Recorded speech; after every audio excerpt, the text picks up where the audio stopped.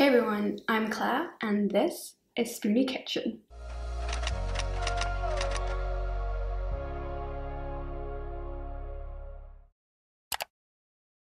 Today I'll be showing you how to make these amazing and easy brownies that are perfect for any occasion.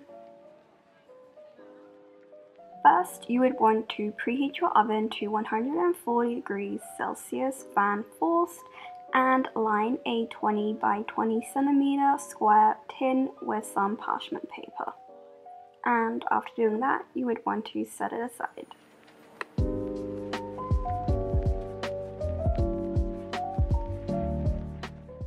Then in a medium to large sized bowl, you would want to sift together 150 grams of buckwheat flour and 75 to 80 grams of cocoa powder.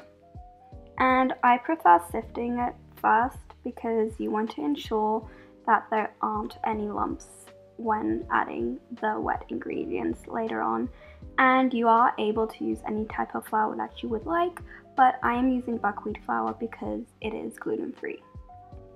And what I also like doing after I've sifted the ingredients is to give it a quick whisk so that the cocoa powder and the flour are slightly combined. Then you would want to add 200 grams of caster sugar, preferably superfine, but if you don't have it on hand, normal caster sugar would be fine as well. And then you would want to add 180 milliliters of any liquid sweetener that you prefer. And you would also want to add 180 milliliters of extra virgin olive oil. And then you would want to add 3 eggs, and I'd advise you to crack them open in a separate bowl just so that you won't get any shell casings in the mixture. So don't do what I did.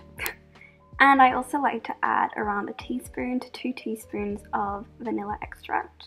And then you just want to mix it all together until it is well combined.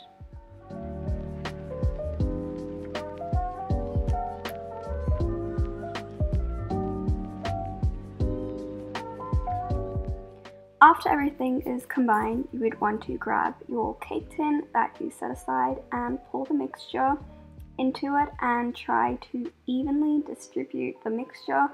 And if needed, you can always use a spatula or anything to smoothen the top, to smoothen everything out and to make it more leveled. And then you would want to place it in the oven for around 30 minutes or until it's just set. After taking it out of the oven, you would want to let it cool down in the pan for around 5 to 10 minutes before taking it out to cool down completely and before slicing it. And you can slice the brownie in how many slices you would want. How tiny, how big, that is all up to you.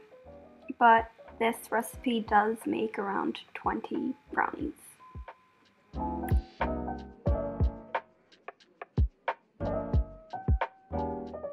I hope you enjoyed this video, and if you want to see any other brownie recipes, let me know in the comments and you'll see them in the future. And happy baking!